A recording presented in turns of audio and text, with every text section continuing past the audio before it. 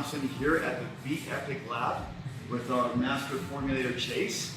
A lot of questions get asked to us all the time about, are we legit? Is our science legit? Today we're going to talk a little bit about, is our licensing legit? Like, what do we do to make sure that we're legal, that we're doing things correctly, efficacy, all that's involved. So I'll throw that out to you. Perfect. You can talk about that. Yeah, so we're really fortunate here to be established in our labs here in the United States. And in the United States, we have the FDA that governs over this. So, we are in the dietary supplement category. So it's not food, it's not pharmaceutical, it's dietary supplements. So it's got a very specific set of parameters that apply to how we have to do absolutely everything involved in ensuring the ingredients coming in are all up to spec and the finished good going out is up to spec. And to do so, we have to step one, get registered with the FDA. Right? So we tell the FDA who we are, what we're doing, and they review everything and they'll issue us an FDA registration number. So that's our ID number for the facility. And when we are registered, that means that we go on the inspection cycle for the FDA. So and the FDA is nationwide. And so we have national agents that will come around and just randomly drop it. There's no scheduling, there's no heads up that they're coming. They just show up. So these surprise visits, right? Surprise visits. Just to make sure we're doing things right? Yep. And they're very, very thorough. It goes from an inspection of first inspection of the facility to make sure everything's clean, sanitary, and make sure that the very specific guidelines that they give for every step along the way is being adhered to. So step one is a tour. Step two, they really start digging into the paperwork on everything. If you're making your grandma's cookies, it's very simple. You just get out the recipe, and if you put the flour in before the eggs, it's not that big of a deal.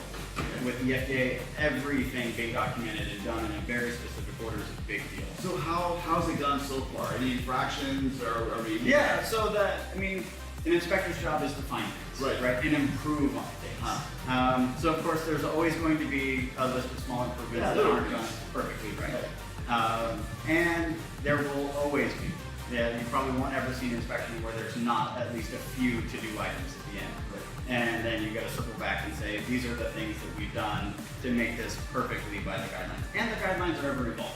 Right. So they're not stagnant. So what's perfect today might not be perfect next year. But the good news is that today, you're up and running. Yeah. You're using great products. You're in compliance, right? Yep. And international shipping and international rules and regulations and certifications, we're up to date on all those. Yeah, so the nice thing about being in the US is a lot of the countries that we export to, if they say, hey, if this product is good enough for the United States, it's good enough for us. So as long as we're adhering to everything on the US FDA level, then we do a certificate of free sale, which shows that the United States government has acknowledged that this product is licensed to be sold by this company, and it's free to do so.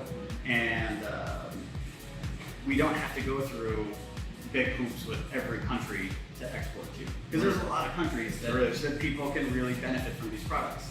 And the nice thing about being in the US is it really speeds that process up because the US is so strict and so rigid with making sure things are done exactly right.